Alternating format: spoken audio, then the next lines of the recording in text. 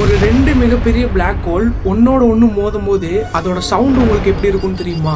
அதை பார்க்க ஆரம்பிக்கிறதுக்கு முன்னாடி நம்ம சேனலை மட்டும் ஒரு சப்ஸ்கிரைப் பண்ணி விட்டுருவோம். இப்போ நீங்க கேட்கலாம், ஸ்பேஸ்ல தான் ஏரே இல்லையே, அப்ப எப்படி 2 பிளாக் ஹோல் மோதும் போது அதோட சவுண்ட் மட்டும் டிராவல் ஆகுது அப்படின்னு கேட்கலாம். இதுக்கு ஆன்சர் என்னன்னா, 2 பிளாக் ஹோல் மோதும் போது ஒரு விதமான வைப்ரேஷனை கிரியேட் பண்ணி விடும். அந்த வைப்ரேஷன் வந்து மொத்த ஸ்பேஸ் முழுக்க டிராவல் ஆகும். அந்த வைப்ரேஷனை வச்சுதான் நம்ம நாசா சயின்டிஸ்ட் MP3 ஃபார்ம்ல கன்வெர்ட் பண்ணுவாங்க. கன்வெர்ட் பண்ணதை நாசா வந்து அபிஷியல் பேஜ்ல வெளியிட்டு இருக்காங்க. இப்ப அந்த சவுண்டை தான் நான் உங்களுக்கு போட்டு காமிக்க போறேன், பாருங்க.